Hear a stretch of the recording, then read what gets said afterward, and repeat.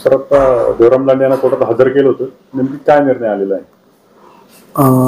पोस्टे जुन्नर येथे गुन्हा क्रमांक 292/2025 कलम 105 110 BNS कलम सदोष मनुष्यवधाचा तसेच सदोष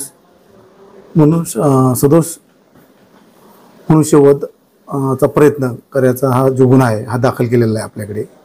यातील आम्ही या अगोदरच एक आरोपी अटक केलेला आहे, ज्याची जो डीजे चालक आहे त्यांना सुद्धा आज सकाळीच हजर करून त्याची 1 दिवस पिशी मिळालेली। यातील दुसरा आरोपी 1 नंबरचे आरोपी देवराम लांडे यांना कालच आम्ही अटक करण्यात आली होती। काल रात्री 10:30च्या सुमारास रात्री त्यांना आपण अटक केली होती, परंतु त्यांची प्रकृती खराब झाल्यामुळे त्यांना सिव्हिल हॉस्पिटल येथे भरती केली होती।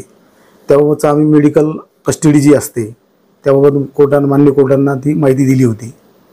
आज रोजी सदर आरोपीचा उपचार झालेला आहे आणि त्याचा डिस्चार्ज झाला आहे। डिस्चार्ज होऊन आम्ही त्याला जुन्नर येथे घेऊन आलो। कोर्टाचे निर्देश होते की जेव्हा आरोपी डिस्चार्ज होईल तर त्यांना तात्काळ आमच्या समोर हजर करा।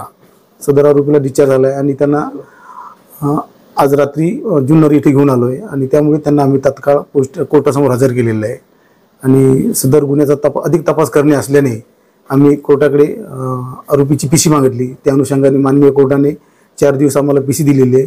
त्यामध्ये आम्हाला सखोल गुन्ह्याचा तपास करणे, सदर गुन्ह्यातील आणखीन 2 आरोपी आहेत त्यांना अटक करणे आणि इतरही गोष्टीचा ज्या बाबी आहेत त्याचा उलगडा करून आरोपी विरुद्ध दोषारोपपत्र दाखल करणे। सदरचा गुन्हा हा काल दाखल आहे।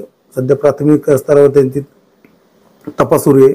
माननीय DSP साहेब, SP साहेब, ॲडिशनल साहेब तसेच PI साहेब यांच्या मार्गदर्शनाखाली आम्ही तपास करत आहे आणि लवकरात लवकर गुन्ह्याची आम्ही निर्गती करणार आहे।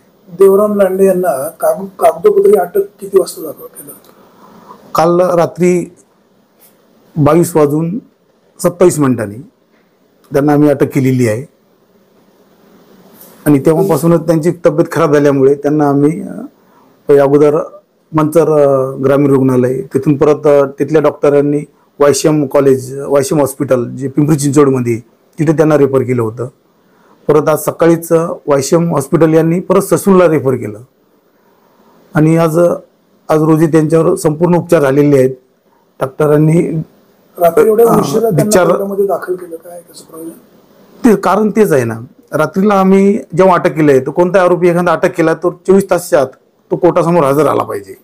जर का आपण आरोपी 24 तास हजर करत नाही तर त्याचं एक कारण आपल्याला कोर्टात द्यावं लागतं। त्यामुळे आम्ही आज सकाळीच कोर्टाला मेडिकल कस्टडीचं कारण आम्ही कोर्टात दिलं होतं। सदर आरोपी हा आज रोजी आम्ही हजर करू शकत नाही। जेव्हा केव्हा डॉक्टर जर त्याला डिस्चार्ज देतील तेव्हाच आम्ही त्याला आपल्यासमोर हजर करू असे आम्ही कोर्टाला विनंती केली होती। त्याचा रिपोर्टसुद्धा दिला होता। त्यावर कोर्टाने आम्हाला सांगितलं की जेव्हा आरोपी डिस्चार्ज होईल तेव्हा त्याला तुम्ही तात्काळ आमच्यासमोर हजर करा। सदर आरोपी हा रात्री जुन्नर पोलिसांना आम्ही घेऊन आलो आहे आणि तेव्हा त्याला कोर्टासमोर आम्ही हजर केलेलं आहे। आता पोलीस कोठडीमध्ये कोणते आरोपी अटकेत आहेत आणि फरारी कोण कोण आहे? सदर गुन्ह्यातले 2 आरोपी अटक आहेत। गाडीचा जो चालक आहे नामदेव रोकडे आणि रॅलीचे जे आयोजन केलेलं आहे त्यातले आरोपी देवराम लांडे, हे 2 आरोपी आमच्याकडे अटकेत आहे।